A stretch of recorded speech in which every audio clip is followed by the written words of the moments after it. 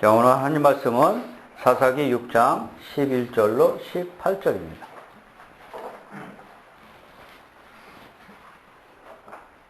구약의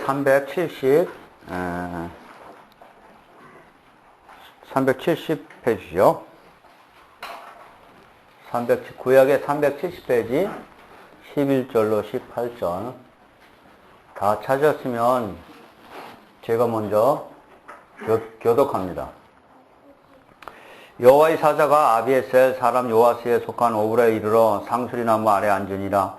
마침 요아스의 아들 기드온이 미드한 사람에게 알리지 아니하려 하여 밀을 포도주 틀에서 타작하였더니 여호와의 사자가 기드온에게 나타나 이르되 그는 하여 여호와께서 너와 함께 계시도다 하매 기드온이 그에게 대답하여 오 나의 주여 여호와께서 우리와 함께 계시면 어찌하여 이 모든 일이 우리에게 일어났나이까? 또 우리 조상들이 일찍이 우리에게 이르기를 여호와께서 우리를 애굽에서 올라오게 하신 것이 아니냐 한 그 모든 이적이 어디 있나이까? 이제 여호와께서 우리를 버리사 미디안의 손에 우리를 넘겨 주셨나이다 하니 여호와께서 그를 향하여 이르시되 너는 가서 너희의 행으로 본 여자의 미디안의 손에서 구원하라. 내가 너를 보낸 것이 아니냐 하시니라. 그러나 기드온이 그에게 대답하되 오 주여 내가 무엇으로 이스라엘을 구원하리까? 보소서 나의 집은 므낫세 중에 극히 약하고 나는 내 아버지 집에서 가장 작은 자이다 하니 여호와께서 그에게 이르시되 내가 함께 너와 함께하리니 내가 미디안 사람 중에 한 사람을 치든하리라 하시니라. 기드온이 그에게 대답하되 만일 내가 주께 은혜를 얻었사오면 나와 말씀하시니가 주 되시는 표징을 내게 보이소서. 내가 이름을 잡고 다시 주께 와서 그것을 주 앞에 드리기까지 이곳을 떠나지 마시기를 원하나이다 하니 그가 이르되 내가 여호와로 갈까지 원하나이다 하니라. 아멘. 예, 감사합니다. 추운 날씨에도 이렇게 하나님을 사랑해서 오신 거 감사합니다. 오늘 찬양하면서 우리 여러분들이 진짜 내 영혼에 빛이 비춰가지고 정말로 영혼이 기쁜지, 내 영혼이 정말로 기쁘지 아니한지 오늘 찬양 상당히 즐거웠죠? 예, 저도 그 찬양을 부르면서 그냥 입으로만 부르지 마시고 그 찬양을 항상 묵상하면서 찬양이 제일 기도라고 그랬어요. 그 찬양 안에서 과연 내 영혼이 슬프고 기쁘지가 않은지 왜 그럼 나는 기쁘지가 않을까? 하나님의 찬양은 우리 영혼을 기쁘게 하신다고 그러는데 그렇다면 그것이 무엇인지 내가 스스로 알아서 또 하나님 말씀을 깨달아서 영혼이 빛나시기 바랍니다. 참 믿음이란 제가 보기에도 상당히 어렵습니다. 우리 인간 자체가 어떤 우상적인 관념이나 신념을 가지고 나를 쳐서 억지로 믿으라고 하면 믿는 척은 할 수 있으나 우리 마음에서 정말로 나의 믿음이 생기지는 않습니다. 이 성경에서는 그런 믿음을 헛된 믿음이라고 합니다. 정말로 내 마음에서 우러나서 하나님을 사랑하고 하나님이 누구신지를 알기는 쉽지 않습니다.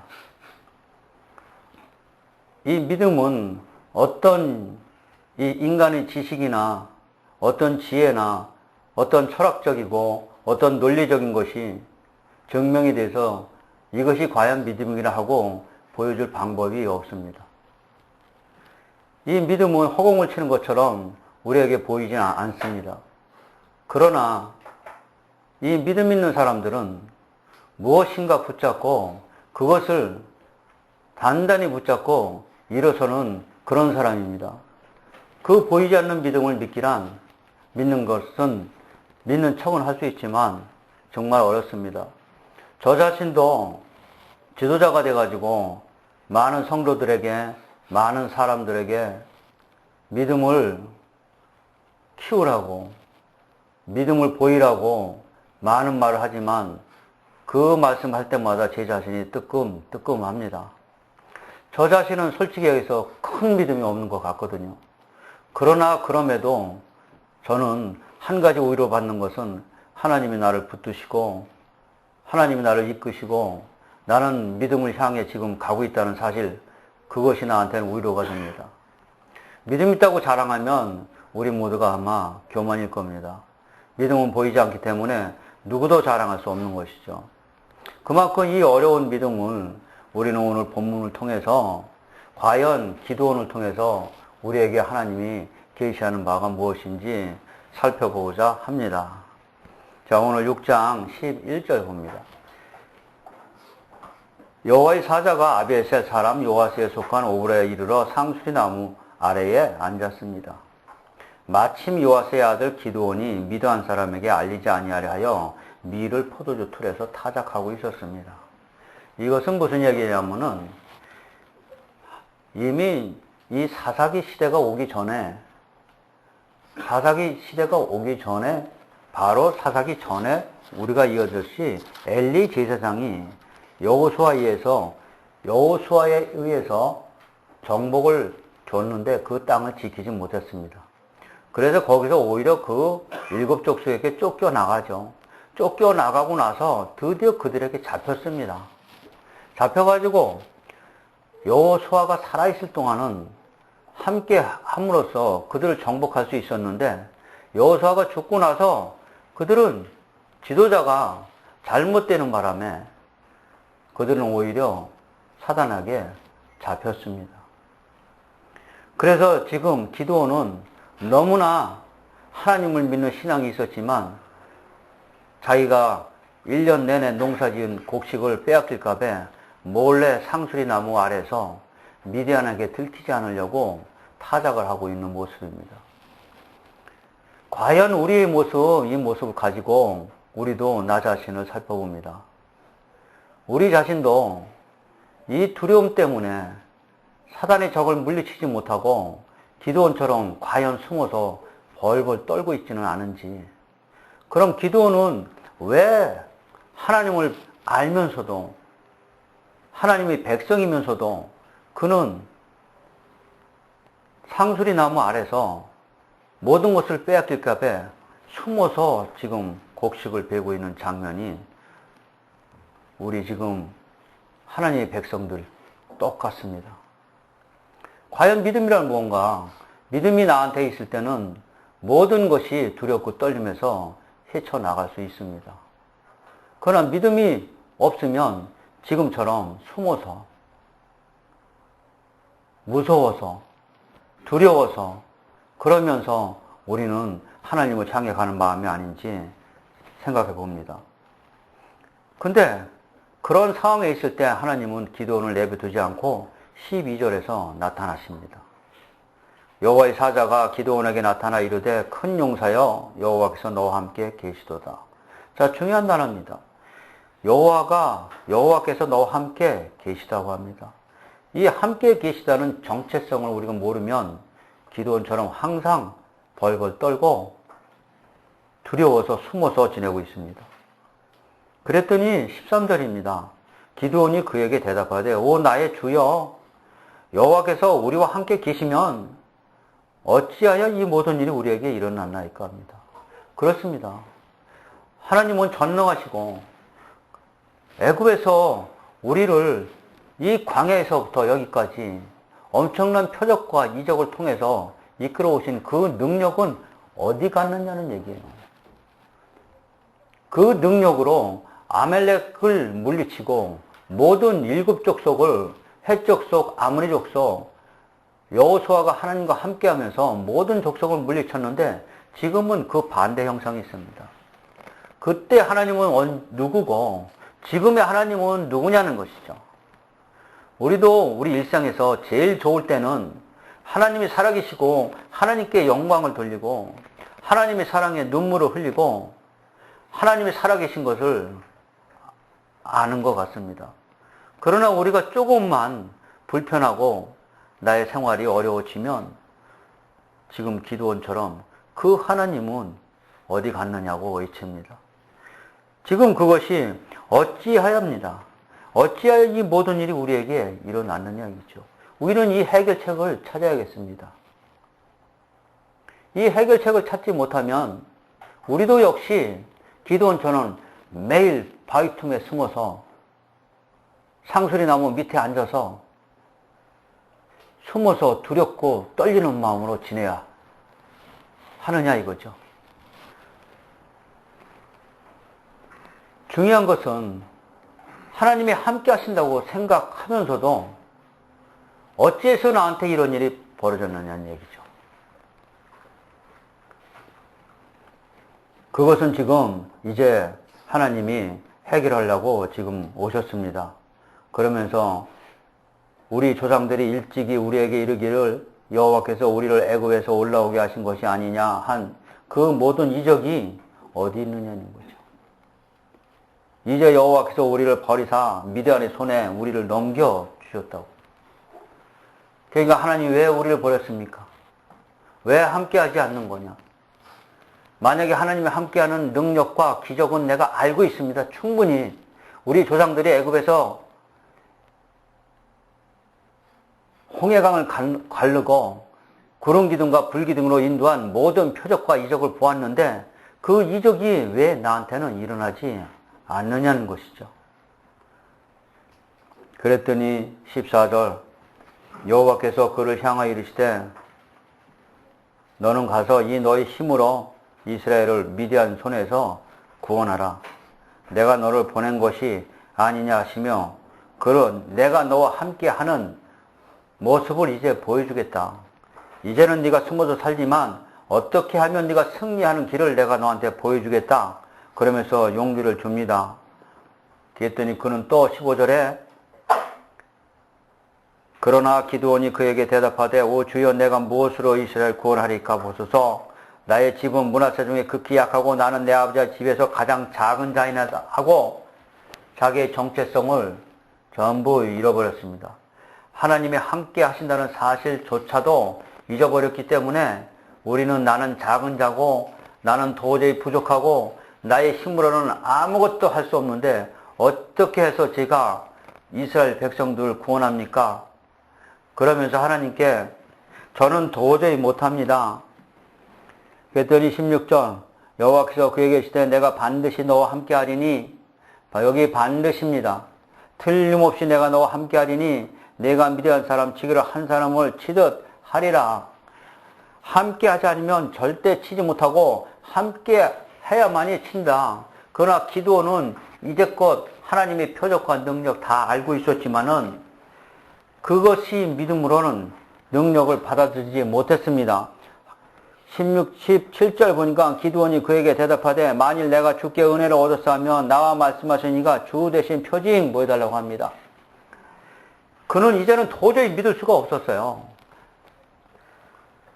왜 그는 이렇게 정체성을 잃어버렸을까요? 우리도 마찬가지입니다. 지금도 하나님을 열심히 믿는다고 하지만 지금도 하나님이 나한테 오셔서 어떤 기적과 표적과 이적을 보여줘야만이 표징을 보여줘야만이 하나님이 살아계심을 믿겠습니다. 근데 하나님은 너에게 표징을 보여달라고 하니까 지금 보여주는 표징이 19절부터입니다. 이제는 네가 가서 염소 새끼를 하나 준비하고 한 에바로 무교병을 만들고 그리고 거기에다 국을 붓고 그러면서 이 염소를 내가 하나님이 예물로 받겠다. 그러므로서 너는 나의 표징을 보여줄 것이다 합니다. 우리는 어떤 표징을 더 보여줘야만이 하나님을 믿을 수 있을까? 어떤 이적을 보여줘야만이 하나님이 나와 함께 하심을 믿을 수 있을까? 어쩌면 이것이 좋은 신앙 같은데 성경적으로 말하면 그게 불신앙입니다. 이미 하나님은 우리에게 모든 표징을 보여주셨습니다. 그것을 내가 보지 못하고 믿지 못했기 때문에 하나님이 나와 함께 하시는 걸 모를 뿐이죠. 그 표징이 자신의 아들을 십자가에 죽이신 사건입니다. 십자가에 자기 아들을 죽이시고 우리를 위해서 부활하신 그 표징보다 이 세상에 이 우주 만물에서 더 큰 표징은 없습니다. 모든 표징을 너에게 보여줬건만 너는 그것을 믿지 못하기 때문에 하나님이 함께 하심을 모르고 하나님의 표적과 이적을 다른 것을 또 보여달라고 합니다. 우리의 믿음은, 우리의 구원은 십자가가 내 대신 죽으시고 부활하심을 믿음으로써 구원받는다고 합니다. 그런데 이 믿음을 믿지 못하면 이거보다 더 큰 표징은 없습니다. 예수님이 신약에서 나타나실 때 바리새인과 사두개인들이 기드온이 지금 하나님 사자에게 이 표징을 보여달라고 한 것처럼 똑같이 네가 하나님의 아들이거든 우리에게 모세처럼 홍해강을 한번 갈라보고 40년간 우리 민족을 위해서 하늘에서 만나를 한번 내려보라고 합니다. 그러면은 네가 하나님의 아들임을 믿겠다고 합니다. 그랬더니 예수님이 하신 말씀이 너희들에게는 더 이상의 표적이 없다. 더 이상의 표징을 보여줄 것이 없다. 내가 보여줄 건 오직 요나의 표적밖에 없다고 합니다. 그 요나의 표적이 예수님이 우리를 대신해서 죽으시고 3일간 무덤에서 다시 사망에서 생명으로 부활하신 그 표징밖에 뭘 더 보여달라는 얘기입니다. 우리가 지금 똑같지 않습니까?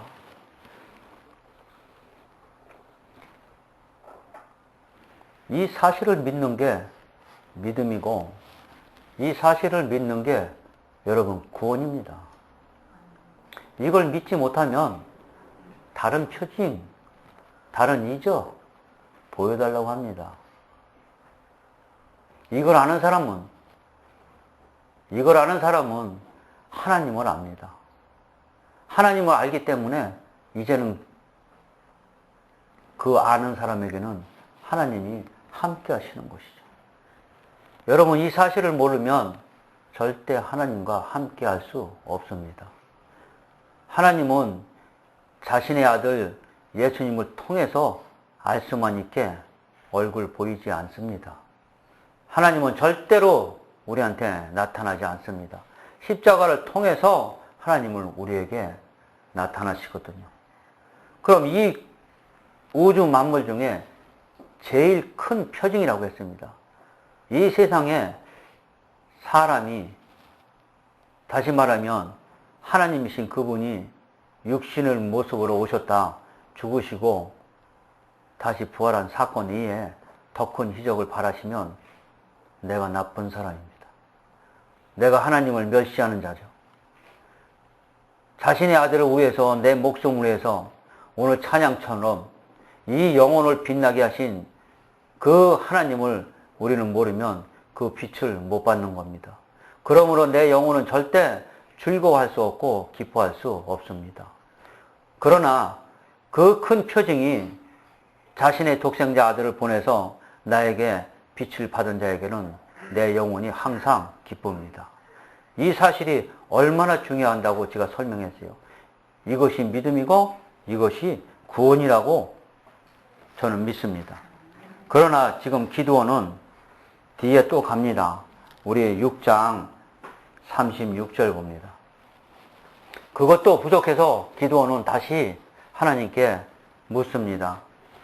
36절 보면 기드온이 하나님께 여쭈되 주께서 이미 말씀하신 것 같이 내 손으로 이스라엘을 구원하시려거든 보소서 내가 양털 한 뭉치를 타작마당에 두리니 만일 이슬이 양털에만 있고 주변 땅을 마르면 주께서 이미 말씀하신 같이 내 손으로 이스라엘 구원하실 줄은 내가 알겠나이다. 이제는 못 믿습니다. 마음이 정말로 화이 맞아서 이제는 말씀 가지고 못 믿겠으니까 한 번 더 시험하겠으니 제가 아침에 일어나서 양털을 바깥에다 놓을 테니까 이 양털만 이슬이 내려서 적시고 양털 주변에는 전부 다 이슬이 안 내려서 마른 땅으로 보여달라는 엄청난 요구를 합니다. 그랬더니 38절입니다. 그대로 된지라요. 이튿날 기드온이 일찍 일어나서 양털을 가져다가 양털에서 이슬을 짜니 물이 그릇에 가득하더라. 그러니까 양털에만 이슬이 가득 차 있고 양털 외에는 마른 땅에는 이슬이 내리지 않았습니다. 그랬더니 또 그렇습니다. 39절 기드온이 또 하나님께 여쭈어 주여 내게 노하지 마옵소서 내가 이번만 말하리이다. 고옵나니 내게 이번만 양털로 시험하게 하소서. 원하건대 양털만 마르고 그 주변 땅에는 다 이슬이 있게 하옵소서. 이제는 반대로 합니다. 이제는 정말로 다시 한번 또 확인해야지. 그래야만이 하나님이 나와 함께 하신 걸 알게 나이다 이 말입니다. 그랬더니 하나님이 기드온의 요구대로 양털은 마르고 이제는 반대로 마른 땅만 이슬이 젖어서 그 요구대로 보여줍니다. 그랬더니 이제 기드온이 드디어 하나님이 나와 함께 하시는구나 알고 이제는 미디안 백성을 치러 사단을 치러 나갑니다. 근데 이 사단을 치러 나가는 모양이 우리가 보기에는 이해하기 상당히 어려운 모습으로 나와 있습니다. 그것이 13절입니다. 기드온이 그곳에 이른즉 어떤 사람이 그의 친구에게 7장 13절입니다. 꿈을 말하여 이르기를 보라 내가 한 꿈을 꾸었는데 꿈에 보리떡 한 덩어리가 미디안 진영으로 굴러 들어와 그럽니다. 자, 보리떡 하나가 미디안 진영으로 들어갔다는 것은 너무나 우리가 이해하기 어렵고 어떤 면에서 우리 애기들한테는 우스운 얘기가 될 거예요. 국민학생처럼 보리떡 하나가 굴러왔는데 그것이 어떻게 미디안을 치느냐는 얘기죠. 여러분 여기 보리떡 한 개는 예수님이에요. 왜 보리떡이라고 했을까요? 보잘것없고 그 전능하신 하나님이 우리의 연약한 모습으로 약한 모습으로 이 땅에 내려오셔서 그가 전투하러 지금 굴러서 미디안 진영으로 들어가칩니다. 그랬더니 바로 뒤에 15절입니다. 기드온이 그 꿈과 해몽하는 말을 듣고 경배하며 이스라엘 진영으로 돌아와 이르되 일어나라 하며 이제는 전쟁을 시작합니다. 16절에 보니까 300명을 세대로 나누어 각 손에 나팔과 빈 항아리를 들리고 항아리 안에는 횃불을 감추게 하고 그들에게 이르되 너희는 나만 보고 내가 하는 대로 하되 진영 근처에 이르러 내가 하는 대로 너희는 따르라 하면서 나팔을 보고 전진하여 승리하는 장면입니다. 근데 중요한 것은 항아리 안에는 횃불을 감췄다는 얘기입니다. 여기도 마찬가지입니다. 이 항아리 안에는 예수님이 항아리가 깨져야만이 그 안에서 빛이 나는 겁니다. 이 모습이 기드온이 이길 수 있는 방법은 이 방법밖에 없다. 내가 너한테 양털의 기적을 보여줬지만 그거보다 더 큰 기적은 그거 가지고는 네가 미디안 적군을 절대로 이기지 못한다. 그러나 네가 나를 이제는 하나님의 함께 하심을 알기 때문에 승리하는 진짜 싸움은 항아리에서 횃불이 나와야 그 빛에 의해서 네가 승리하게 된다. 이 항아리가 예수님의 십자가에서 죽으시는 모습이에요. 그것이 육신이 깨지는 모습이고 장막이 깨지는 모습이에요. 예수님이 죽으셔야만이 빛 대신 생명이 대신 부활하심으로 승리하신 그 믿음을 가지고 나가야만이 네가 미디안을 물칠 수 있느니라. 네가 나한테 하나님 되시는 표징을 보여달라고 했는데 지금까지 내가 너한테 보여준 것보다 마지막에 항아리를 깨고 그 안에서 불빛이 나와서 모든 미디안 족속을 물칠 수 있는 십자가의 승리만이 네가 이길 수 있는 방법이라고 지금 말씀하십니다. 아셨습니까? 여러분 우리가 어려운 고난 속에 어려운 환경 속에 어려운 가정 속에서 많은 것을 구하고 하나님께 열심히 하고 우리는 문제 해결을 위해서 기도 많이 합니다. 그러나 하나님 말씀은 다시 말하면 성경에서 하나님이 말씀하시기를 그것이 모든 방법이 모든 수단과 방법이 동원해서 해결할 것이 아니고 네가 올바로 너를 위해서 죽으신 십자가의 믿음을 가지고 있느냐 없느냐에 따라서 네가 그 고난에서 승리할 수 있느냐 없느냐 그것이 우리의 해결책입니다. 우리는 이 상황에서 어려운 환경에서 하나님이 어찌하여 나한테 이런 일이 벌어졌을까? 그리고 어찌해서 그 많은 능력을 가지신 분이 왜 나한테는 이 이적과 능력을 보이지 않느냐고 때로는 하나님께 원망합니다. 그러나 그것은 내가 모르고 있다는 사실을 오늘 인식하시기 바랍니다. 하나님은 여러분 안에, 여러분의 가슴 안에, 여러분의 마음 안에 지금 말씀하신 것처럼 항아리 안에 항아리가 부서지고 빛이 나는 예수의 십자가의 모든 표징을 보여주셨습니다. 여러분이 내가 모르고 있을 뿐이고 내가 이것을 믿음으로 지키지 못했고 믿음화되지 못했기 때문에 일어서지 못할 뿐이지 더 이상의 표징은 여러분 없습니다. 그것을 믿지 않고 그 어떤 다른 표징을 달라고 하면 그건 오히려 불신앙입니다. 여러분 아셨어요? 하나님이 우리에게 복을 주어 모든 것을 내가 너를 보호하고 내가 너를 방패되게 하시고 너는 나의 상급이 될 것이라고 약속하신 것이 바로 이 사건입니다. 이 사건을, 이 하나님이 주신 이 표징을 우리가 마음으로 잡을 때 이 십자가의 능력은 나를 보호해 주시고 나의 방패 되시고 나의 상급이 되시는 걸 믿으시기 바랍니다. 기도합니다. 아버지 하나님 감사합니다.